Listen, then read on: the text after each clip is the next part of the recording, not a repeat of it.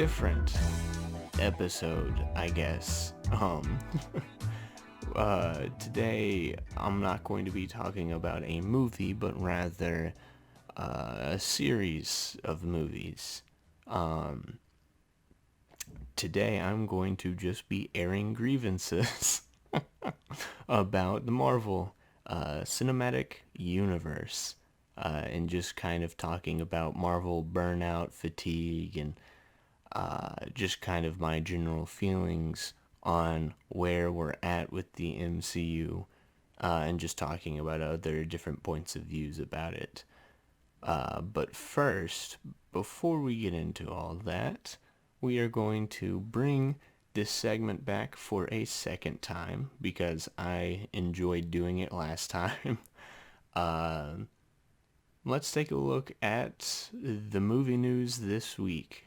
This week in movie news, brought to you by the entire MCU Phase 4 slate. Marvel has announced the titles and release dates for their upcoming Phase 4 movies. Black Widow will be released July 9th, 2021. Shang-Chi and the Legend of the Ten Rings on September 3rd, 2021. Eternals on November 5th, 2021.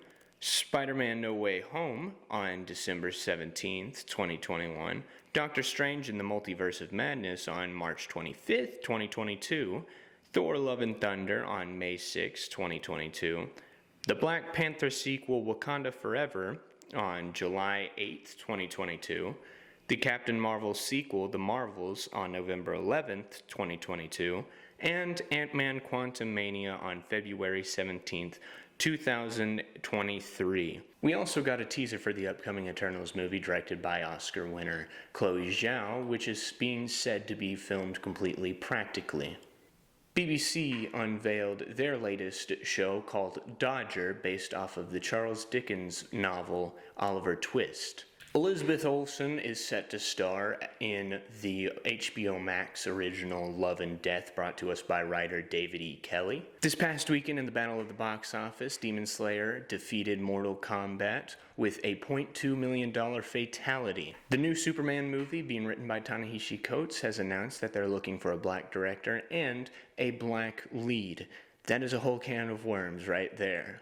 In other casting news, Hannah John Kamen has been cast as the lead role for the upcoming Red Sonja movies based off of the Conan the Barbarian comics. In even more casting news, Andrew Garfield dances around the question of whether or not he most definitely is, or maybe not, but maybe actually don't keep your hopes up, but you never know, but also, yeah. He's confused, so are we, but we know he's going to be in the new upcoming Spider-Man movie. He just doesn't want to admit it yet.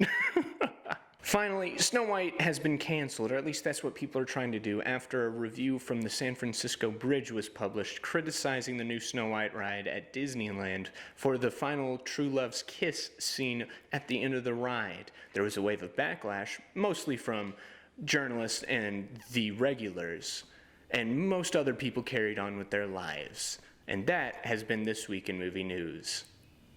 I hope you enjoyed that segment. I'm enjoying kind of doing those, kind of putting them together and just giving myself some topics. And hopefully once I get some guests back, once I get some better hardware, I'll be able to actually have some more thorough discussions about some of this. But yeah, most of this was just kind of the biggest news I could find. So like the new BBC show,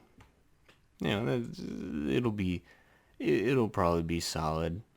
Just I guess an interesting thing that it'll be coming out soon. The new HBO Max series Love and Death. The only reason I'm excited for it, besides Elizabeth Olsen, is David E. Kelley created a show that I'm currently watching through with my dad right now called Boston Legal, and it is one of the funniest and most intelligent courtroom dramas I have seen. This seems like it could be interesting, but David E. Kelley also just creates a lot of stuff, and it seems like a lot of it turns out to be pretty good, so hopefully fingers crossed for that. The box office thing, you know, good for Demon Slayer pulling ahead of Mortal Kombat. We have some new releases this past week that might topple it, but we'll see. Uh, uh, and then the Andrew Garfield thing. He he's definitely going to be in it. I think this is mostly just a contract deal that he's just trying to stay within the parameters of. I'm pretty sure we've had leaks and some confirmations behind the scenes of at the very least him and Tobey Maguire are in talks to come back. So it's pretty much a gimme at this point. They're just trying their very best not to make it their fault that the information gets out. Um, and these are probably the other news stories are probably the most controversial ones. I won't be talking about the Phase 4 slate just because that's what I want to talk about for the rest of this show. Uh, so first, uh, this is a whole can of worms, like I said in the segment, but the new Superman movie written by this dude named Ta-Nehisi Coates, who is very controversial in the comic book realm, is writing a new Superman movie. He has announced, or someone has announced, the people behind it have announced that J.J. Abrams, even though he's producing it, doesn't want to direct it because they are looking for a black lead actor for Superman, and they want a black director. And as far as I'm aware of, and as far as I have found, they want this to be Kal-El. I don't know why they want it to be Kal-El, because Kal-El Superman is always and 100% of the time depicted as a black dude, and we've already had black Superman, and I don't understand why this is the creative choice he's going with. Uh, because if you wanted to write a black Superman story, you could have done Calvin Ellis or what's his name, Val Zod, I think. Those are two other, I think, alternate universe Supermen who are African American, and I don't know why you didn't just write a movie about them. If you wanted to do more prominent, I guess, main universe Black Superman, you could go to Marvel and do a Blue Marvel movie. Blue Marvel's a relatively popular character who pretty much has the same power set, not one to one, but generally the same power set as Superman. Except I think he's a bit more knowledgeable in the science department and then like STEM fields. So he can work his way around a lab on top of punching bad guys in the face. You and going back to DC, I mean you have characters like Icon who is a part of I forget what universe he comes from, but he was like brought on as a third party superhero, and he's kind of Black Superman essentially. And I think he's from like Detroit, but he's been in shows like Young Justice a little bit. His sidekick got more screen time in that show, but he was there. So it's not like people haven't seen him or heard of him. So I'm seeing a lot of talks about this story, and for me, I've always been of the mindset, well, if they work well for the position they're in, I don't really care if the race or whatever. I mean, you have the new Batman movie coming out where Jim Gordon is going to be played by Jeffrey Wright. I think Jeffrey Wright's a great actor. I could see him being a police commissioner working with Batman, even as Jim Gordon. But the more conversation I hear of it, I understand the side of the aisle of people saying, look, there's no mistakes in Hollywood. And especially when you look at this story, they're explicitly going out of their way to look for an African American person, not someone who looks like Superman. So you have that aspect of it. So obviously they're not going out of their way to look for the best actor who can portray Superman accurately. They're specifically going out of their way to not meet some of the basic information of Superman. Uh, and that's just a very weird thing and weird creative choice to go with. Um, and uh, there's a guy that I have tuned into occasionally that talks about comic books. He's a big comic book person, and he describes this kind of stuff as he describes it as like tokenization and uh, how he feels about it. He's a black man. He feels like they're that doing this kind of stuff is just throwing the scraps of white characters to black people to basically make themselves look good, that they don't have faith in original black characters. And when you put it that way, it really does seem like that. Like, there are prominent black characters in DC that we haven't seen in a live action movie or in a live action setting, period. I mean, at least, like, you look at Arrow.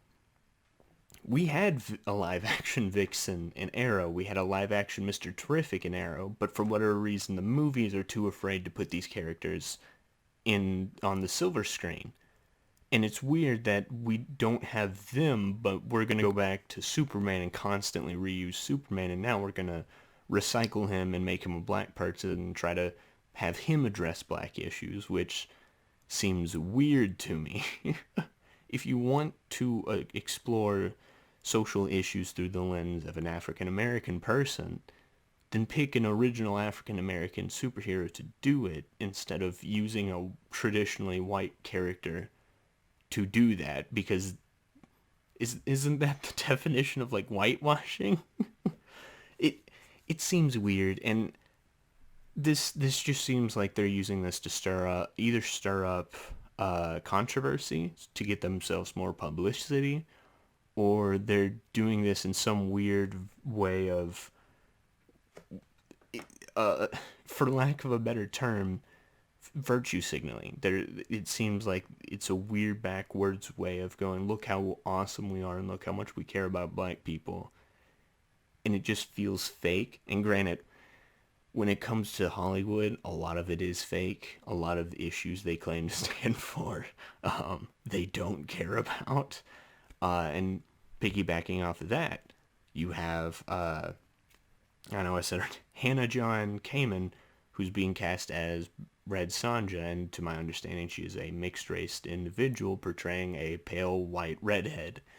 And that continues the trend of Hollywood hating redheads, because we have a lot of traditional redhead comic book characters being cast as uh, a lot of them are being recast as African American, but you have a couple of them who stay white but still aren't redhead. I don't know what the aversion to redheads are. The only redhead live action superhero or comic book character that I can think of off the top of my head who stayed redhead was Mira from Aquaman, but besides that, I mean, Jimmy Olsen's been on the big screen multiple times. He's been in live action multiple times. And all that I've seen from him, he was portrayed by one of the Ashmore twins in Smallville, where he was, I think he was like a blonde or a brunette. He was in Batman versus Superman. First off, they completely butchered his character in that, but he wasn't even a redhead. And then he was on Supergirl as a bald, buff black man, which is the exact opposite of what Jimmy Olsen is, who is a Jimmy Olsen is a scrawny, pale, redhead kid who is the best friend of Superman. Not a big, buff, tough, can handle himself, bald black dude. It is just really strange. We have the new Black Adam movie that's coming up. They've recast one of the traditionally redheaded, pale character and casted her as a black woman for that movie.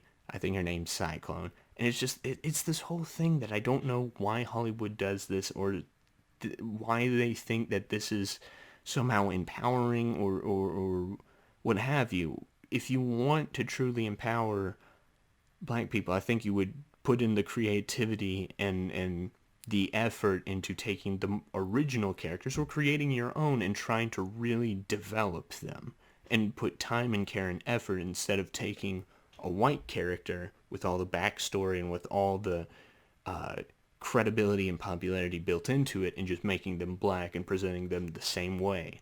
That seems cheap and lazy to me. And then piggybacking off of that whole controversy, we have another controversy which I just think is silly, which is the Snow White ride being canceled or people trying to cancel it. I think I saw a headline while I was editing that said that an Imagineer, a Disney Imagineer, addressed the issue. I don't know what they said or anything, but my take on this is just, who cares? I don't think I watched Snow White as a kid. I did not grow up thinking it was okay to try to sexually assault women or do things to them without consent. I didn't think that growing up. I don't think most kids watched Snow White, grew up and said, I don't think any kids grew up watching Snow White and just said, I think it's okay to unsolicitedly kiss or make sexual advances on women. Or at least if they grew up thinking that was okay, they didn't accredit that to Snow White. The whole point of the story of Snow White is that A, she longs for a charming prince, and lo and behold, we have Prince Charming, who is so underdeveloped he doesn't even get a name. And he comes in and she's in a coma. Effectively, she's dead. And he gives her true love's kiss to bring her back to life. And then once comes back to life, she embraces him. Clearly, she didn't hate it. She didn't reject it. And he didn't continue to pursue it. It was a peck on the cheek. If you look closely at the animation, it seems like it's a peck on the cheek, even if it's on a peck on the lips. It's not that big of a deal, uh, especially when this woman is comatose, and if giving her a peck on the lips saves her life, I don't think she's going to wake up and immediately flip out, uh, flip out over it. If she wakes up and realizes she doesn't feel romantically about this guy, I don't think she's going to go, well, screw you, dude. You unwarrantedly kissed me. I'm going to sue you, and I wish I was dead. Because, for all intents and purposes, the True Love's kiss is just CPR with less steps. And if you're going to get mad at that, then the people who got mad at that, you should really also be getting mad at people who do CPR, because that's effectively what you're doing. You're putting your lips on someone unsolicitedly, and on top of that, you're putting your hands on their chest. Unsolicitedly. But they're dying and that can save their life. And I think that's the main focus there. It's not going, hey, it's okay to make sexual advances on a woman after she says no, you can't, or expressly doesn't give consent or doesn't give consent whatsoever. It's saying, hey, this man's love brought her back to life, and it's just focused on love between two people clearly consenting. So it stuff like this just makes me go, I'm very glad I'm not in this industry whatsoever. Because it's just, if that's the worst of the problems you have to complain about, you must have a really good life. Um, me personally, I don't really take the time to even notice stuff like that or complain about stuff like that because I'm busy trying to make my way through college. I'm busy trying to start up a podcast and do the podcasting deal. I'm trying to maintain my sanity as work piles up. I'm trying to just make enough money to where I can live off of it and eventually be able to live in my own place and not in my childhood bedroom, which is where I'm currently at. So I don't have time to worry about stuff like that. Because I have other stuff, more practical, more important stuff to worry about than whether or not there's an animatronic Prince Charming kissing an animatronic Snow White at the end of a theme park ride. If you don't like it, then just don't ride the ride. Like that's my core principles of this. Look, even with the Superman thing, I don't really understand it. But also, if you don't like the casting choices that are going to go with, just don't go see the movie. Don't support it with your money. You know, the beauty of this of America is just if you don't like it, you don't have to give it money. You don't have to write it. You don't have to do anything to it. You know, you don't. I know Splash Mountain was a whole thing a while back. If you didn't like it, then don't write it. That's kind of where I came from with a lot of this.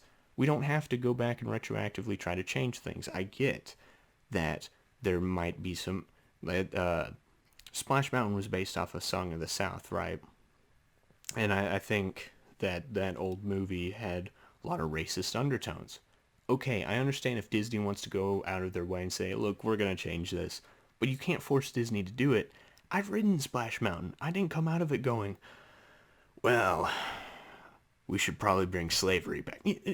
I didn't come out of that because it focused on Brer Rabbit and Briar Rabbit and Briar Bear chasing each other doing a Bugs Bunny routine. That's what it focused on. It didn't focus on... Oh crap, I just dropped the plastic turtle I was holding. I have random crap on my desk that I just fiddle with. So, I'm surprised I haven't dropped anything yet. But that was the focus, was Briar Bear and Briar Fox trying to capture and eat Briar Rabbit. They didn't even have any slaves in there. So even though I would understand Disney wanting to change that because of the content in which it's based off of, there's nothing in the ride itself that directly alludes to the quote-unquote problematic elements of the content it's based off of. So why do we need to cancel the entire ride? Let's look at the ride itself and what it has to say, if it has to say anything at all. And all it has to say is, hey, drop down a ride, get your picture taken, and zippity doo dah. I don't know. I've been told I have a very laissez-faire attitude about life, that I can be very laid back, and it's very hard to invest energy in just getting mad or pissed off or whatever, what have you, about this kind of stuff, because it doesn't seem worth it to just put your time and energy into going, well, we have to cancel this ride because it might be slightly problematic. Okay, just don't put your kids on the ride then if you really think that Splash Mountain's going to turn them into a racist. So I don't know how to just end my thoughts. I guess, in summary, I think it's weird that you're going to try to make Kal-El black because there's already been black Superman-like characters that you can pull from the DC canon and make them their own and invest in their characters. You can pull Icon and invest in building I'm pretty sure Icon, don't quote me on this, is a Detroit superhero. So invest in him and build up this Detroit superhero scene with Rocket and Static. Static was one of my favorite superheroes growing up because he had such cool powers, had such a good attitude about life, and a great personality. Why haven't we gotten a Static movie yet? Because you don't want to invest the time and effort into developing an original black character, is what it seems like, because clearly you have no problem making movies about black people, but only when it's a character that has already been established to be white, or unless their character, like Black Panther, is like, you try to make that all about the racial conversation. But because Static is a kid, and the main issues he deals with is gang activity and bullies and trying to navigate his way through growing up, and not specifically racial issues, then you don't want to make it about a movie about him. That's kind of what it seems to me about that. And then the Snow White thing, it's dumb. It's effectively just fantasy CPR. I don't. Why are we canceling things over his fantasy CPR? But the biggest news this week, and I was wanting to talk about this week anyways, so it's just kind of convenient that Marvel decided to do this week. But as you can see, I like Marvel. I'm wearing my Captain America Shield shirt, topped with my Hydra hat that I won at Universal Studios. And I know that it's a bit contrasting, but you know I like to live in the gray.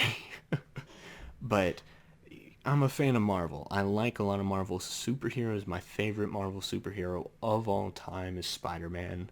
I love his struggles that he goes through, his villains, his rogues gallery, just his personality. I love just the quote, "With great power comes great responsibility." Such a universal and just simple but powerful quote. One of my other favorite superheroes that I'm trying to read more comics out of is Moon Knight. I love that it's essentially Batman wearing all white, but he also has multiple personality disorder. He deals with Egyptian gods and entities, and he's a fun character. Captain America is another great one. Iron Man.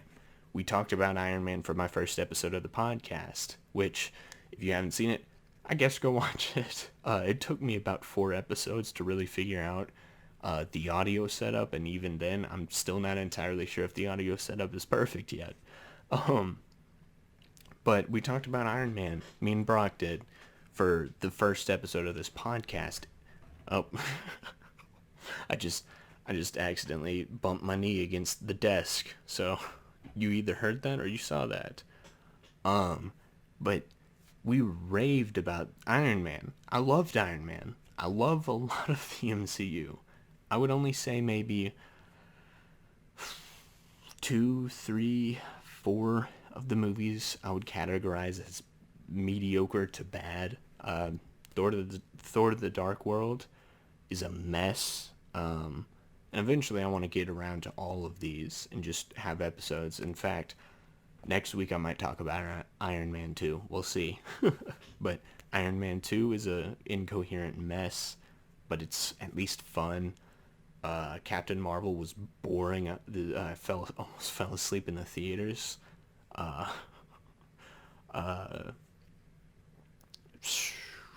Ant-Man and the Wasp was very okay. Heck, I wasn't a huge fan of Spider-Man Far From Home. You know, those were probably the movies that I just couldn't get behind. And even some of the movies that people praise, I just like. And this is this way with a lot of the newer movies. I love a lot of the older Marvel, even Iron Man 2 and Incredible Hulk, which are not great, have their issues. I still have a lot of fun with. But now it's gotten to the point with Phase 3, I only really liked half of those movies. The other half, I was just, I ranged from just to, oh, come on, can it be over, you know? So like Black Panther, people love that movie. People praise the crap out of it. And look, I get it. I think it's solid. It has some good action scenes. But that final fight looked like a PS2 cutscene. And T'Challa didn't really do much or grow that much. Most of the focus was on Killmonger. A lot of the Wakandan characters didn't really have that much fleshed out personalities or character motivations. You just kind of got vague allusions to their relations with each other. Sure, the racial debate or the debate of Wakanda's role in the world was interesting, but they didn't delve into it as much as I think they should have. So I just kind of came out of it going, it was okay. It was solid. And that's kind of my feelings on a lot of the more recent Marvel movies. So leading up to Endgame, which is the biggest, the biggest movie of all time, the second biggest movie of all time because Avatar passed it again in the box office. Also, I've never seen Avatar. I tried watching it once at a friend's house, and we fell asleep like 30 minutes through, and I woke up the next morning, and the disc selection screen was up, and I said, "Shoot, okay." So it's the one of only two movies I fell asleep watching: Avatar, and then the other one was Transformers: The Last Night, which I watched in theaters. But for all intents and purposes, Endgame was the biggest movie of all time. I drove 4 hours to go see this thing in an IMAX theater with my friends. And it was this incredibly hyped event, and I was sitting there. And look, I thought Endgame was good. I liked it. But I just found myself sitting there going, yeah, okay. Okay. Oh, well, that was pretty cool. Okay, that's just fan sir. Oh, okay, that's solid. I didn't feel myself as excited as the people around me. When you see the footage of where Captain America gets Thor's hammer, gets Mjolnir, and you have footage of theaters just going crazy. Everyone, the theater in India where everyone's just, oh my gosh, and everyone's going berserk. And in the theater I was in, this giant, massive IMAX theater, everyone's going wild, and I'm just sitting here going, huh, that's pretty cool. And maybe a little clap. I don't know. I just feel like my enthusiasm has waned a little bit. It was still solid and it was still a fun experience. I had a great time watching it. But coming out, I was just like, I didn't like Fat Thor right off the bat. I knew that that was the main thing I did not like about Endgame. But Endgame had such finality to it, to where even me, someone who wasn't as enthusiastic, when the ending came up and you had the credits of all the actors and their signatures, it felt so final and I felt so satisfied. I walked out of that theater going, wow, the MCU's done. That felt good. And then Spider-Man Far From Home came out 3 months later. So it just kind of, I get that it played more like an epilogue, and that's how I see it. It's an epilogue of the MCU. But now we have this entire slate of movies coming out. We have, what, 1, 2, 3, 4, 5, 6, 7, 8, 9, and then I missed a couple when I was putting filming the breakdown. So I'm gonna have to pull up the image I used real quick. Just give me a second. But I think I only missed 2, so let's say like oh, there's an entire slate of movies coming out. And I don't feel that hype anymore. Let's see. Alright, I got the picture pulled up. 1, 2, 3, 4, 5, 6, 7, 8, 9, 10, 11 movies coming out. That's a lot. And I look at this lineup and I go, I don't know if I'm that excited about them. Oh, by the way, I guess I might as well correct this right now. Guardians of the Galaxy Volume 3 was also announced in this new slate, and it's being released May 5th, 2023. I don't know why I didn't put that in the list for the This Week in Movie News segment, but yeah, and then they officially said Fantastic Four's coming. And I look at this, and I'm not that excited. It's not because, like, oh, the MCU's bad, or I don't really watch the movies. No, it's just I think it comes back to Endgame had such finality to it. It felt like it was the end, and I was satisfied with the end I got.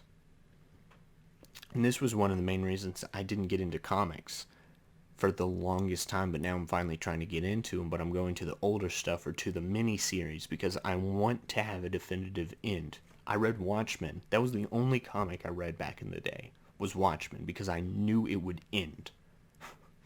I didn't get into Marvel because it's like, well, there's no guarantee that the storyline's ever going to end. They might just drag this on for 4 years and then finish it before teasing another thing and just going on and on and on with this until we get a universe reset. But then the universe reset's going to require you to read like 15 different comic book lines to fully understand this massive event that happens.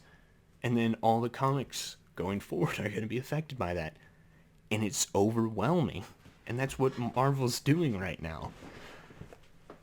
We have the Disney Plus shows. I haven't even touched the Disney Plus shows. WandaVision, Falcon and the Winter Soldier. I couldn't care less.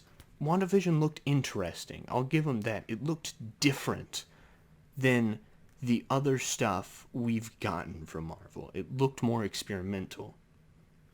But why would I care? Vision's dead. Vision's dead. Who cares? I don't care about Vision. I don't care about Vision anymore. His story's done. His story's done. So why are we making a show about him, right? We're going back and trying to bring him back. I've heard the show's good. Okay, good for you. Good for the people who liked it. If you liked WandaVision, good. I'm glad you did. I'm not saying this to tell you you can't like this show. You can't like any Marvel property ever. This is just kind of my feelings of I want something different. And WandaVision looked like it was something different. But it still seemed like it was part of this. And now they're saying, well, you have to watch it to understand Doctor Strange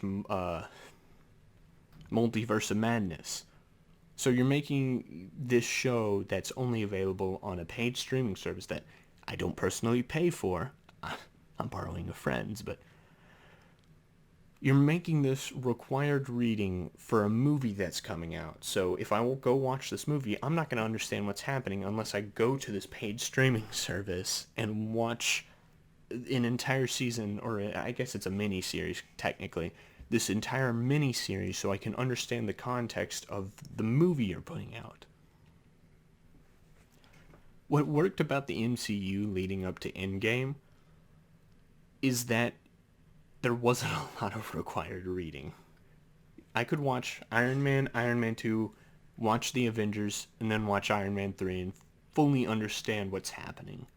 Sure, I might go, well, who's Loki? What's he doing?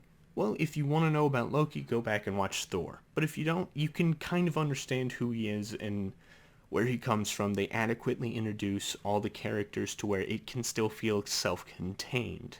But if you want extra backstory that further informs what's happening, you have optional reading. But with this, with WandaVision, with what they're doing, they're making this sound like you're going to be missing something if you don't go in and watch all this stuff. So that already makes this seem overwhelming, and I just get burnt out thinking about it. But now we have this entire slate of movies, and I'm not really all that interested. Let me just go through the list of them real quick and just talk about my feelings of them, because the Disney Plus stuff, I'll get around to it eventually. That's what I tell my friends. They're like, oh, you gotta watch this. I'll get around to it. I stopped watching The Mandalorian a while back. Not really because it was bad. It was solid. I think it's a little overrated. But granted, I didn't finish season 1. But I stopped watching The Mandalorian for similar reasons, which was there's just too much Star Wars out right now. I was excited back in the day because it was, oh, we're getting more expansion of the world. But now we have a new trilogy that just wrapped up. We have the last season of the Clone Wars. Now we have this show coming out, The Mandalorian. Now we have Obi-Wan. We have The Bad Batch. We have this new trilogy coming out from the guys who ruined Game of Thrones. We have just all this content coming out, and it's just bombarding you with all of it. And it's like, I have me, someone who sits on my bed back here and looks at this TV right here pretty much all hours of the day when I'm not doing stuff with people. And I have so limited time to spend with these same two universes that I want something more. That's why I was so eager to jump on Invincible. That's why I was so eager to jump on The Boys, on Jupiter's Legacy, which, by the way, I watched Jupiter's Legacy. Very mediocre. But that's why I was so eager to jump on these other superhero properties, because there was something different. Something else. That's why I'm still on board with the DC stuff, because they gave up on trying to build the universe thing. Now they're just trying to tell their stories. That's why I jumped on Joker. I loved Joker because it didn't feel like it was trying to make me buy other stuff or go see another movie, go see another TV show. It's becoming to feel way too corporate. And that's another point. I'm looking at the computer like I'm reading off points. This is just stuff off the top of my head. But that's another point of why I just don't really feel that enthusiastic, because it's just feeling more and more corporate of, well, you gotta watch this now, gotta watch it. Like Disney, the corporation, has this little cup of applesauce of Gerber's baby food, and I'm sitting in a high chair, and they're just like, now eat this, now eat this, you gotta eat this, you gotta eat this, you gotta eat this, while they're calmly taking money out of my pocket. And it's just either frustrating or exhausting. But yeah, I mean, that's the reason I stopped watching The Mandalorian. Also, on top of that, there's the whole Gina Carano scandal that just rubbed me the wrong way, because regardless of what you thought, think about what she tweeted out or whatever. You literally had Pedro Pascal tweeting out similar things, yet he still gets to keep the job, but Gina doesn't, and that just didn't sit right with me, on top of the fact that you had Mulan. Disney does incredibly aggravating things all the time, that at this point it has boiled up for me, where anytime I want to go on Disney Plus and watch something and give them views, give them more money, they do another thing that's just like, are you freaking kidding me? They do something just so morally bankrupt. And I get that a lot of these studios are like this, but Disney's just so out and open with it, and they don't care, that it just pisses me off, and it just automatically kills any hype I have for anything they make anymore. It's just like, oh, I think I'll check out oh, what they do? Oh, they filmed a movie next to concentration camps. I'm not allowed to say that word, but they filmed a movie next to concentration camps for Uyghur Muslims, and then they thanked the government who put those people in there for it and gave them money. But they say they don't stand for racism or tolerate hatred.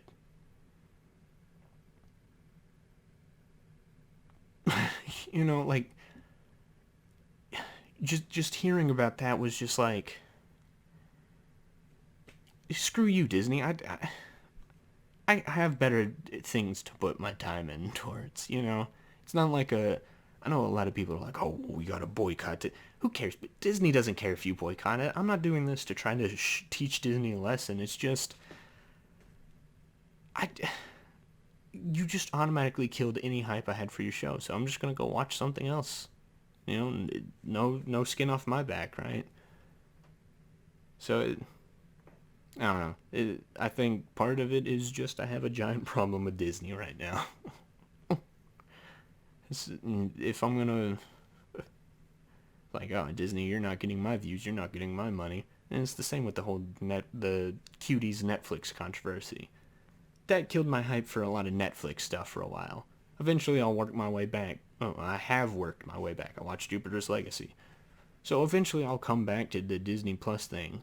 I'm not going to try to boycott it to try to make a statement, because I'm just one person. I'm not going to, take money out of their pocketbooks. I'm sure if I just go, Disney, I'm going to boycott your stuff because I don't agree with what you're doing.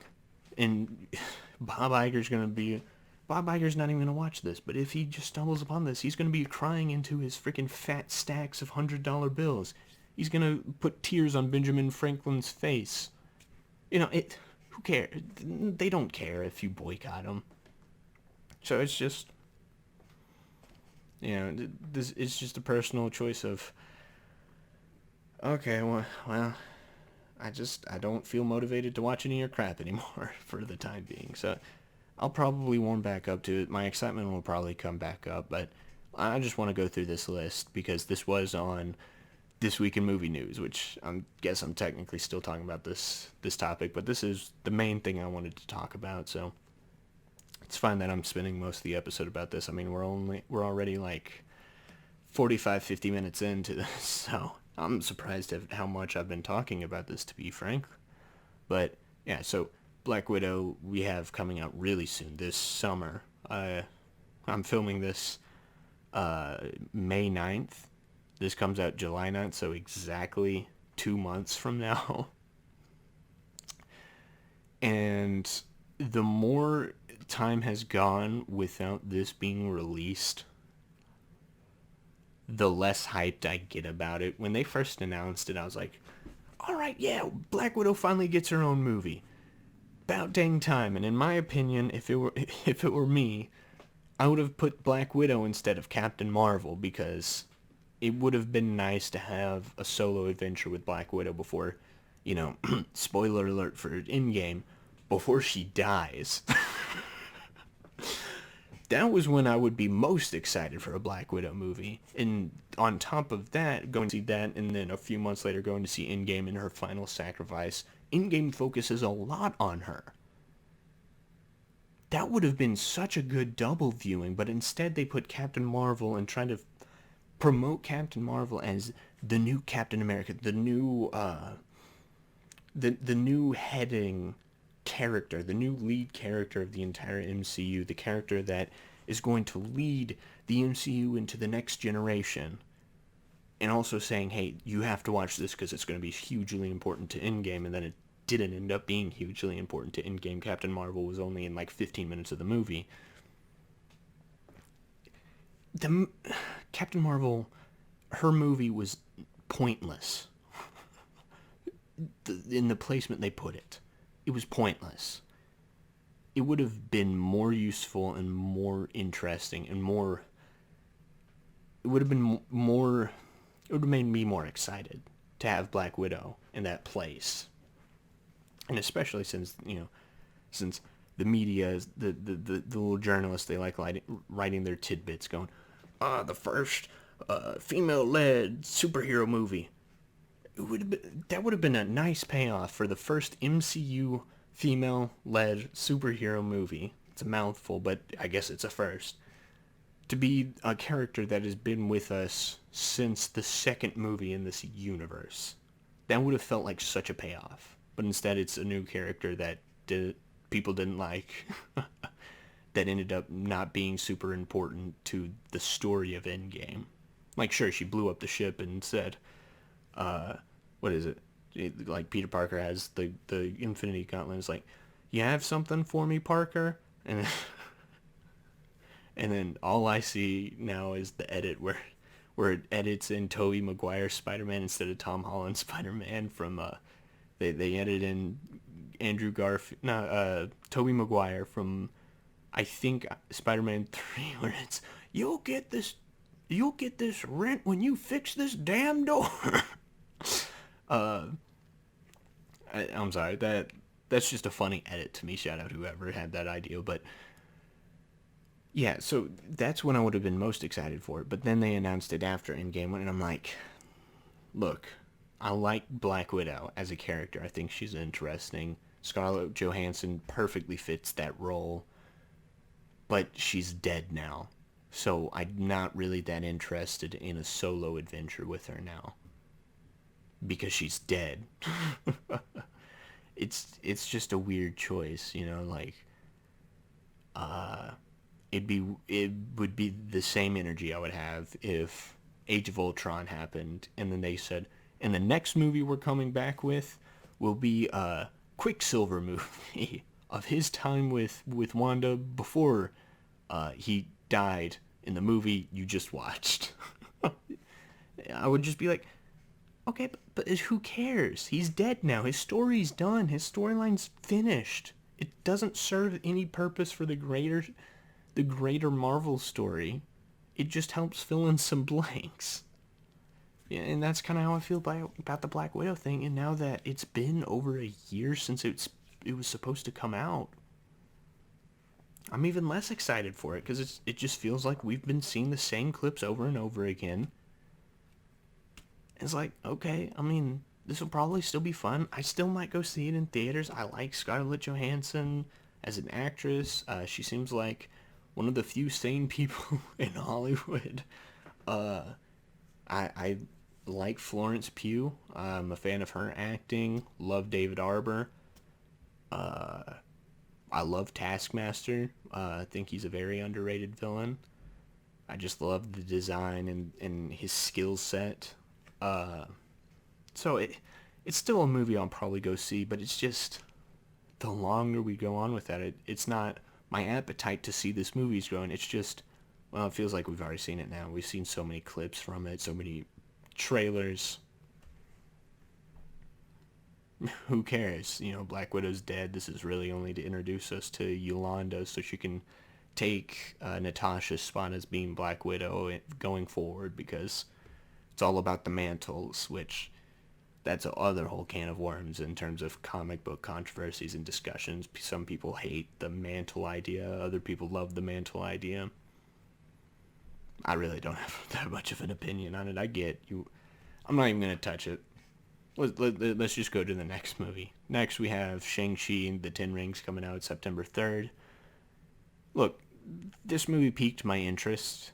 I like the idea of having a superhero kung fu movie. You know, one of my favorite movies of all time is Kung Fu Hustle. And that, not really a superhero kung fu movie, it's more like they took Looney Tunes and made it a kung fu movie, but that was the kind of energy I was thinking of, is just these weird, wacky situations being presented in such a grounded fighting style. So that piqued my interest. The trailer definitely piqued my interest. I don't like Aquafina. I loved her in The Farewell.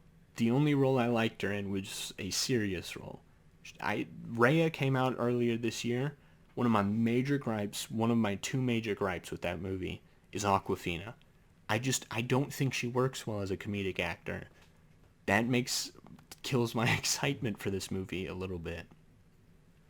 I think the actor seems like a good dude. I haven't seen anything he's been in, so I can't comment on that. I think the one of the characters' name is the Death Dealer. I like his design. And I like that they're bringing the Mandarin back, the real Mandarin that they've been teasing since people hated the fact that Trevor Slattery was Trevor Slattery in Iron Man 3, so they made it that short. Ever since that short came out, I was like, we gotta see the real Mandarin at some point. And we're finally getting that, so yeah, I guess that's cool. It's just kind of like, it might just be me looking for reasons not to like this, but genuinely, Aquafina kills a lot of my excitement for this. No hate towards her. I just don't like her comedic style at all. Next, we got The Eternals, November 5th. On one hand, I never cared about this movie. Never cared about it. When they announced it way back when, I was like, Chloe, who? The Eternals? I don't give a crap about the Eternals. And let me reiterate, I'm not a comic book person. I read some comic books, but most of my knowledge came from a thick Marvel encyclopedia I read all the time as a kid.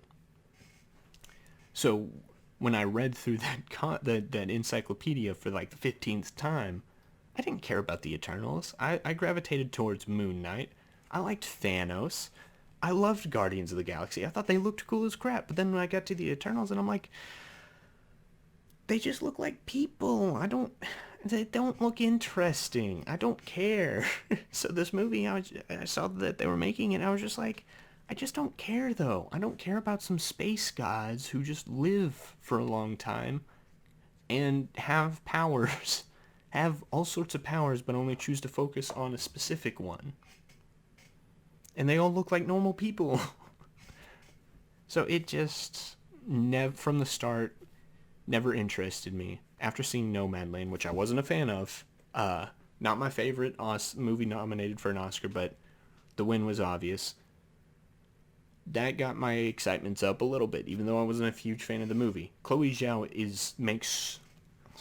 has such beautiful shots and choreography, not cinematography, and the few shots we got from the teaser look beautiful, look gorgeous. And right there tells me this movie is going to be shot unlike any other Marvel movie. And that's something to be excited about. Also, apparently this entire thing was done practically for as much as she could, which that hits I don't know why I did that. That hits me right there, right in the heart. I like practical stuff. Star Wars is a prime example of that. The more practical stuff in it, the better, I say. So, props to her for that. I like Kumail Nanjiani. That's about the only person in the cast I'm a fan of. Angelina Jolie, I guess, can be a good actor. I haven't watched a lot of her work. All I know her as when I was growing up was the attractive lady with the lips. Apparently she's Jon Voight's daughter. That's all I really know about her. So it just seems like she's a bit past her prime in terms of relevancy because like everyone knows her as Laura Croft, and she was in other movies I can't remember off the top of my head, but she's going to be starring in a new movie written and directed by one of my favorite writers and directors right now, Taylor Sheridan. Forget what it's called off the top of my head, but she's starring in it, so maybe that'll change my mind on her a little bit and make me more excited for this movie. Selma Hayek's in it. Once again, I haven't seen a lot of her work. She was in like From Dusk Till Dawn, which she was solid in, but to be fair, she mostly served as eye candy in that. She's kind of been in more comedic roles as of recently, but the movies I've seen her in just weren't that great. She seems to be another actress past her prime in terms of relevancy and acting a little bit too. You had Rob Morgan, I think, no, not Rob Morgan. I forget his name. The dude who plays Robb Stark in Game of Thrones. That's all I've seen him in. So that doesn't excite me, even though I liked Game of Thrones a good bit. Also, you have Kit Harington. The cast just didn't impress me that much. It's like, oh, the two guys from Game of Thrones, two actresses who were popular a while ago that I haven't seen a lot from, and Kumail Nanjiani, who's hilarious, frankly. So, this is just me being more critical, I guess, instead of just going, oh, well, Marvel makes great stuff. Because, yeah, sure, Marvel does make great stuff, but they've had slip-ups, and I think that's what a lot of people seem to ignore is, oh, well, they've been really good with their movies. I mean, they've been solid. None of them are really my favorite movies of all time. I liked Infinity War and Winter Soldier might be up there, but there's so many other movies out there that just feel more authentic, I guess. I don't know. Geez, I gotta hurry through this. Spider-Man No Way Home. I mean, the Spider-Verse is a thing that's being floated around as being rumored, and I guess that makes me excited. You have people like Jamie Foxx coming back, Andrew Garfield, Tobey Maguire, Alfred Molina, like all these actors from these previous Spider-Man movie coming back. Alright, fun. Count me in. The only thing is, John Watts is a very boring director. That's one of the major weaknesses of the last two Spider-Man movies. I'm not a huge fan of Tom Holland as Spider-Man. I think he works well, but I think there's actors working right now who are about his age that would have done a much better job. I think, frankly, Dylan O'Brien should have been the new Spider-Man, in my opinion. The dude from Nate. I say this like people listening automatically know who actors are. Dylan O'Brien is the guy from Maze Runner. I think he's a really good actor, and I think he could pull that off a lot better than Tom Holland, in my opinion. I know a lot of people love Tom Holland Spider-Man. I mean, that's about all I have for that. Doctor Strange Multiverse of Madness, I kind of ranted about that a little bit with the WandaVision. I hate that there's required reading for it, but I do like the idea that they're going to try to go a bit more horror themed with this. So hopefully they embrace it. I know they fired, or not fired, I think Scott just left. I think, what's his name? The guy who directed Sinister in the first Doctor Strange movie, he departed because he wanted to go full horror, full sinister. And they said, well, we can't scare the kids. We still got to make this for kids, which is another reason why this feels more corporate. So they brought in Sam Raimi. Sam Raimi's a great director. Did the original Spider-Man trilogy, the Holy Trilogy. So hopefully this will end up being good. Thor: Love and Thunder. I'm just not excited for it at all. I know Taika Waititi made Thor good with Thor Ragnarok, but I mean, my major issues is just Thor feels like his story arc was complete after Infinity War, or could have been complete in Endgame. But then they just said, well, let's throw him on Guardians of the Galaxy. And I was like, fine, put him in the new Guardians of the Galaxy movie. But then we have another Thor movie coming out, and it's like, but why? On top of that, we're going to be bringing back Jane Foster, who Natalie Portman didn't want to do this anymore, so she left. So the only reason she's back is because she got a fat paycheck. So just that sheer fact alone makes me go, well, she's probably not going to try her hardest in a performance. Also, they're going to try to do Jane Foster Thor, which is one of the least popular ideas in the comic books, in Marvel comic books ever. So that doesn't excite me whatsoever. That makes me go, oh boy. And the fact that Taika Waititi responded to someone on Twitter going, I think the exact quote, don't quote me on it, but I think the exact quote was, I'm going to piss all over your childhood. I don't want that kind of combative attitude towards fans coming from the director of a movie. So that has me a little worried that he might go out of his way to try to intentionally piss off fans, which will ultimately piss me off. The only thing that has me interested or in any way excited is that Chris Hemsworth is perfect as Thor. Christian Bale is going to be coming in as Gore the God Butcher, who is a very popular new character. And from what I've seen of him, he looks cool as crap and has awesome powers and a tragic backstory. So that'll probably be cool. And I think Beta Ray Bill's coming in, who is basically Thor but with a horse face. But he's cool. He's cool. I love him. So once again, it's just another movie where it's like, there's some elements. There's elements of creativity that I like. But there's just so much that I'm just so worried about that makes me on edge. Next, we have Black Panther Wakanda Forever coming out next year, July 8th. The title doesn't really excite me all that much. It's just kind of paying lip service to the famous phrase from the movie, not even the comics, but from the movie. I'm interested to see what direction they'll take this in. Ryan Coogler is a competent and good director. But we don't have enough information on, frankly, the rest of these for me to go, oh, well, I'm super excited, or, well, we'll see. There's been a petition saying we want to recast T'Challa, which I wouldn't be upset at because T'Challa is one of the most important characters in all Marvel comics. And, well, yeah, it sucks that Chadwick Boseman died so young. There's been cases made why a recast would still be good in honoring him, but I think Marvel's going to have to do their best to just respectfully deal with the issue because, you don't want to just completely dismiss Chadwick's contribution to the character because he was a great actor, and he added a lot to T'Challa's character, who was written to be a bit boring in the Black Panther movie. Part of the only reason it worked was because of Chadwick.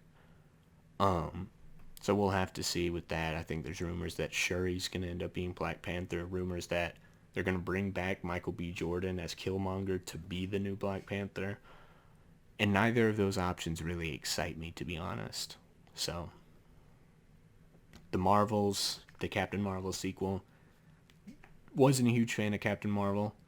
They're going to be putting Miss Marvel into this, which once again probably required reading for the Disney Plus show. Don't care about either of those. I don't like either character. Miss Marvel and Captain Marvel are just not great characters, at least from what I've read and seen. And you know, I just no excitement for that whatsoever. Ant-Man and the Wasp, They went from Ant-Man and the Wasp, Ant-Man and the Wasp, Quantumania. Wasn't a huge fan of Ant-Man and the Wasp. We don't have a lot of information about this, so yeah. Guardians of the Galaxy Volume 3 is probably the only one I'm like super excited for because Guardians 1 is one of the best in the MCU. James Gunn is just a great director. He does really well with wacky comic book characters and concepts. So it'll be good. I'll enjoy it. And then we had the announcement that Fantastic Four, Marvel's first family, is going to be the last of Phase 4. Which, yay. We haven't had a good Fantastic Four movie yet, so maybe.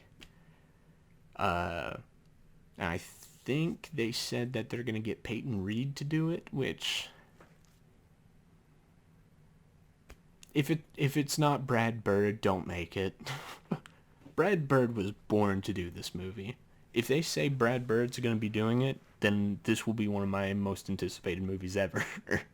If you don't know, Brad Bird was the one who directed The Incredibles, which is essentially the Pixar version of the Fantastic Four. You have big, strong guy, stretchy character, character who can turn invisible and create force fields, and then the brash young character. I know Johnny Storm, Human Torch, and Dash don't have similar power sets, but essentially they were the Fantastic Four. They were a family unit working together as a family, similar power sets and dynamics. You know, Brad Bird is perfect to direct this. And if you don't get Brad Bird to do it, this movie instantly loses a lot of hype for me because, you know, man, I'm just looking at this and I'm just like, I'm kind of excited for it. I didn't even touch upon any of the Disney Plus stuff coming up because frankly, I'm not that excited for a lot of it because it just seems either inconsequential or way too consequential and just not all that interesting to me. Yeah, I think for me, just what it comes down to is Endgame had such finality to it, and it felt like the perfect moment to step off the bus, and the fact that they're continuing to insist on plowing forward, going, well, we're just going to throw in more and more and more and more characters, more and more characters at you, make it more required to get our streaming service, and watch this show, watch this show. If you don't watch this show, you won't understand this movie. And the fact that they're just continuing to go on, I'm like, Endgame was such a perfect ending, though. I'm kind of like, I'm satisfied with that. Let's go back to one-off movies. Let's have Spider-Man fight Doc Ock for a movie, and just that's all he has to deal with. I'm kind of craving more simplicity. Even though I'm getting into The Boys, which has this massive corruption angle that it's going with, or Invincible, which right now is kind of small scale, but I've read the comics, one of the few comics I've read, and it's going to expand towards like universal galactic conflicts where we're going to be spending time off world and there's going to be stuff in space happening. Even though there's that still excites me because it feels new, it feels fresh, and I know there's going to be a definitive end, not a, oh, well, this did really well, we're going to just force more stuff out just to make more people watch it and get more money. And that goes back to the other point of the MCU just feels way too corporate now, and it just feels way too serialized, and like we just have to make it because it's popular, not we want to just tell stories. Kevin Feige did a great job building this up, and I mean, he genuinely seems like he cares. So we'll see, but at this point, I'll probably still watch the movies. I just won't be there day one. Because I'm just kind of worn out. I'm more excited for smaller, either smaller scale stuff or more independent stuff. Once again, I keep going back to The Boys and Invincible. Those are great shows that are contained, that have these worlds that I can get invested into, that I don't have to watch 9 hours of content to understand why one character's doing this one thing in what I'm watching. And I'm spending my time going back and watching older TV shows that I never got a chance to watch. I'm currently watching Dexter, and I'm loving it. If I spend all my time on all these other shows and all the MCU content I have to consume and all the Star Wars stuff I gotta consume so I can understand what's going on here and there and everywhere, I wouldn't have time to watch Game of Thrones, or I'm going to eventually try to get to The Sopranos, Dexter. I'm watching The Boondocks right now. I'm on a binge of Impractical Jokers. I wouldn't be able to have fun with these shows because I'd be so concerned with trying to reach out and grab at all of these other stuff going on within the Star Wars and Marvel universe and it would just wear me out. I like where I'm at right now of just not having to worry about what's going on with Marvel right now and just kind of hear through the grapevines of, oh well, this happens in Falcon and the Winter Soldier. Oh, okay, I guess that's cool. Now I know what's going to go on with this inevitable Captain America 4 movie. I don't know. It might just be me, but I think a lot of people have this sentiment. If I were to predict anything, I think that the MCU will start losing some of its audience. Whether it's just people suffering burnout, I know they're making corporate and casting decisions that are not exciting people. They have made some announcements or included some things or saying, well, we want to take this direction. And it is the direction that does not excite most of the general audience. So we'll see. I think that they're going to lose some of the audience, but there's still a lot of people out there who just, they enjoy it, they love it, they eat it up. I mean, my best friends love why they've been watching WandaVision, Falcon and the Winter Soldier, and they're loving it. They're eating it up. More power to them. I mean, I'm glad they're enjoying it. I'm not going to try to take that away from them. That's not what I want to be about. I don't want to just walk into a room and be like, oh, you're watching the new Marvel stuff? Man, aren't you just bowing to the corporate overlords at Disney? No, I'm just going, oh, well, how's the show? Oh, well, it's good. Oh, well, that's cool. I'm going to go watch Dexter. You know, so that's just kind of how I'm feeling about Marvel. Why I'm not all that excited right now. I'm just kind of lukewarm on a lot of Marvel content. And I guess a little bit of why I'm lukewarm on a lot of Disney stuff. I was going to watch Bad Batch, but my hype meter just kind of ran empty by the time it came out. And it came out, and I was like, I didn't even realize it came out until my friends started telling me about it. And I go, oh, okay. So, yeah, I'm mostly detached from it now, and the only reason I even know about this stuff is because I'm either doing it for the podcast or because people I watch on YouTube are talking about it. So it's still big and relevant enough to where I hear about it. I'm mostly detached from it, and I'm kind of having fun there. Yeah, this has been a long one. And I'm surprised. I'm surprised I ranted for this long. I thought this was going to be relatively short. I'm proud of myself. Get my pat aside. Y'all. it's 12:20 at midnight now. I can't talk properly. I'm tired. I need to take a shower. I need to stop recording these things like right at midnight. It is now May 10th. Hopefully this will be put out at 8 o'clock in the morning or at 9 o'clock in the morning. Whatever time. Let's go solid 8:30. So, you guys will be seeing this in 8 hours. So, yeah, thanks for watching. This has been the Cinema Lounge Podcast. My name has been Garrett Inman. I've been your host. To my lovely YouTube viewers, I'm going to pick up the camera real quick. To my lovely YouTube viewers. This looks so weird on the screen. To my lovely YouTube viewers, please, if you enjoyed this podcast episode, leave us a like, a comment below. What do you think about Marvel and the state of Marvel? What the direction Marvel's going in?